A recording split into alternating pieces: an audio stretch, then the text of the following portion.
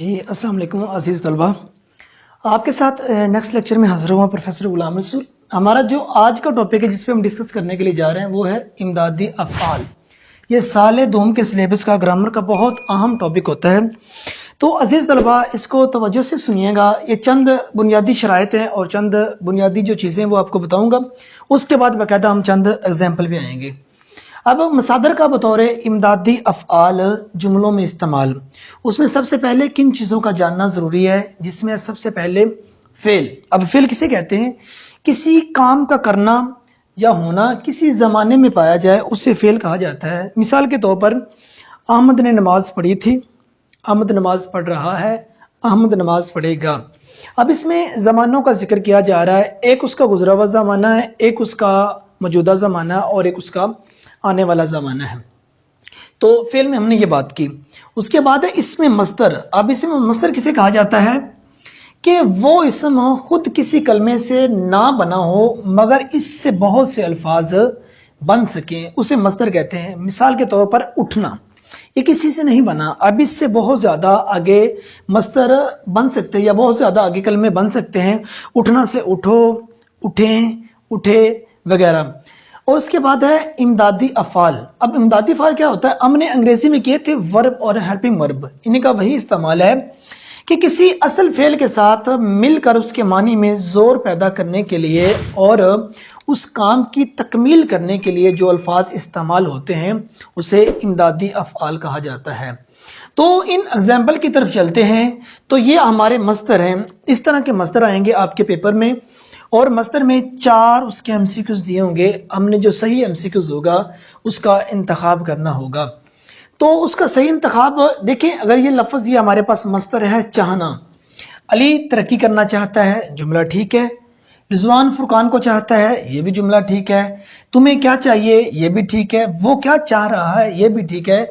लेकिन इमदादी अफ़आल के तौर पर अगर इसको देखा जाए तो इन चारों जुमलों में से एक जुमला ठीक होगा। अब इस पे बात करने से पहले हमें ये 3 शराइत जानना ज़रूरी होंगी। अब ये 3 शराइत कौन कौन सी हैं? पहली शर्त यह है कि जुमले में 2 या 2 से ज़्यादा अफ़आल का होना ज़रूरी है। ये जो हमारे पास जुमले हैं इनमें 2 या 2 से ज़्यादा अफ़आल हों, पहली कंडीशन ये है। और दूसरी कंडीशन क्या है? फ़ेल के साथ इमदादी फ़ेल आएगा। 2 या 2 से ज़्यादा अफ़आल हैं और फिर जहाँ फ़ेल है फ़ेल के साथ ही उसका इमदादी फ़ेल आएगा। नंबर 3 पे इमदादी फ़ेल का ताल्लुक मस्तर के साथ ज़रूर होगा। जो आपका इमदादी फ़ेल है उसका ताल्लुक इस मस्तर के साथ होना ज़रूरी है। तो आइए चलते हैं इन एग्जाम्पल की तरफ। इसमें हम देखते हैं कि कौन सा हमारा जुमला ठीक होगा।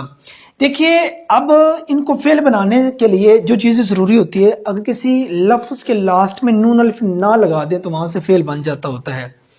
अब देखिए, अली के लास्ट पे नून अलिफ ना लगाएं तो ये फेल नहीं बनता, सो ये गलत। तरक्की के लास्ट पे नून अलिफ ना लगाए तो लफ्ज़ इम्पॉसिबल है, ठीक है ना। कर के लास्ट पे नून अलिफ ना लगा दें, लफ्ज़ बन जाएगा करना, जो कि हमारा फेल है, ठीक है। और चाहता से चाहना लफ्ज़ बन सकता है। तो इसमें देखें हमारे 2 फेल आ गए, ठीक है। नेक्स्ट जुमले में देखिए, रिजवान फेल नहीं बनेगा, फुरकान ये भी फेल नहीं बनेगा, को भी फेल नहीं बनेगा, चाहना एक फेल बन जाएगा, इसमें एक फेल आ गया। तुम्हें लास्ट में नून अलिफ ना लगाएं तो ये फेल नहीं बन सकता, तो ये भी नहीं आ सकता। क्या ये भी फेल नहीं बन सकता, ठीक है ना। चाहिए से चाहना ये फेल बन सकता है, इसमें भी एक फेल आ गया। और उसके बाद वो फेल नहीं बन सकता, क्या भी नहीं बन सकता, चाहना एक फेल बन गया, राहत से रहना 2 फेल बन गए। अब इसमें भी 2 फेल आ गए। अब हमने पहली सूरत ये रखी थी कि किसी जुमले में 2 या 2 से ज्यादा अफ़आल का होना जरूरी है।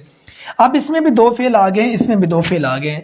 दूसरी कंडीशन ये थी कि फेल के साथ इमदादी फेल का होना जरूरी है। अब करना एक फेल है, उसके साथ चाहना उसका इमदादी फेल आ गया है, ये भी ठीक है। चाहना एक फेल है, रहना ये भी एक उसके साथ आ गया। तो तीसरी कंडीशन हमारी क्या, वो हम देखते हैं कि इमदादी फेल का ताल्लुक मस्तर के साथ जरूर होगा। हमारा इमदादी फेल यहाँ है चाहना, ठीक है ना, और यहाँ हमारा इमदादी फेल है रहना। अब चाहना से लफ्ज कौन कौन से बन सकते हैं? चाहना से लफ्ज चाहता बन सकता है, चाहती बन सकती है, चाहना बन सकता है, चाहिए बन सकता है, ठीक है ना। और चाहना से लफ्ज रहा नहीं बन सकता। तो ये जो रहा है इसका ताल्लुक हमारे इस मस्दर के साथ नहीं है, तो ये कंडीशन भी गलत हो गई। तो चाहना का लफ्ज, चाहता का लफ्ज चाहने से निकला है, तो ये वाली जो शराइत थी ये ठीक होगी। सो इसमें इस मस्दर के लिहाज से हमारा जो पहला जुमला है वो ठीक होगा, अली तरक्की करना चाहता है। अब उसके बाद एग्जाम्पल के तौर पर, मिसाल के तौर पर एक मस्दर और आप देखें, वो है हमारे पास उठना। तो देखिए नमाज के लिए फौरन उठ जाओ, जुमला ठीक, अपनी तरफ से ये ठीक है। तुम कब उठोगे? वो मुझे देखते ही भाग उठा, वो उठ चुका है। तो अब उसी तरह से हम इसके फेल बना के देख लेते हैं। नमाज के लास्ट में नून ना लगाए, नमाज ना को फेल नहीं बनता, के भी नहीं बनता, ठीक है ना। तो नमाज के लिए ये भी नहीं, फौरन ये भी फेल नहीं बनता। उठ जाओ, उठना, जाओ से जाना, ये दो फेल यहाँ बन गए, ठीक है ना। तो नमाज के लिए से लेना ये कि फेल बन सकता है। इसमें अब आप देख लें तो आप ये कह सकते हैं हमारे, चलो देखो इसमें तीन फेल बन गए। तो तुम ये फेल नहीं बन सकता, कब भी फेल नहीं बन सकता। उठो से उठना फेल बन सकता है, ठीक है ना। गए से जाना या गया ये फेल बन सकता है। इसमें आपके दो फेल आ गए। अब देखिए उसके बाद वो ये फेल नहीं बन सकता, मुझे ये भी फेल नहीं बन सकता।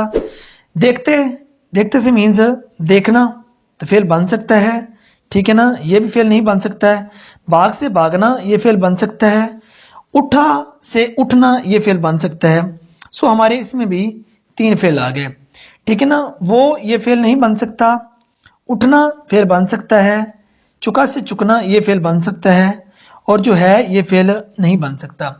अब देखिए पहले जुमले में हमारे तीन फेल बन गए, दूसरे में दो बन गए, और तीसरे में भी तीन बन गए, और चौथे में भी दो बन गए। जो पहली शर्त थी ये तो सभी पे पूरी हो रही है। तो हम दूसरी शर्त को देखते हैं। फेल के साथ इमदादी फेल आएगा, ठीक है ना। उठना फेल है, जाओ उसका इमदादी फेल है, ये कंडीशन एक इसमें ठीक आ गई। तो उठोगे ये भी कंडीशन इसमें ठीक आ गई।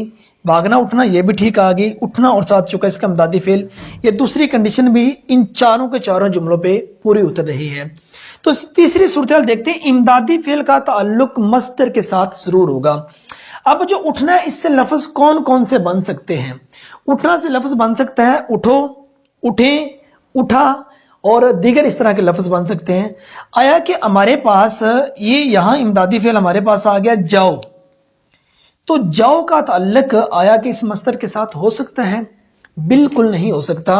उठना से लफ्ज उठा बन सकता है, उठी बन सकता है, उठने बन सकता है, जाओ तो नहीं बन सकता। ये इस कंडीशन में ये वाला जो जुमला है ये गलत हो गया। उसके बाद यहां इमदादी फेल हमारा गे, ठीक है ना, इसका ताल्लुक इसके साथ भी नहीं बन सकता। उसके बाद है कि ये हमने दो फेल हमने देखे, भागना और उठना, ठीक है ना। तो भागना एक फेल आ गया, भागने के साथ उसके इमदादी फेल जो है वो उठना। अब उठा, उठना से लफ्ज क्या क्या बन सकता है? उठना से उठी, उठे, उठा, उठे वगैरह बन सकता है। तो उठा लफ्ज है इससे बन सकता है। तो सो ये जो हमारा इमदादी फेल है इसका ताल्लुक इस मस्दर के साथ जरूर है।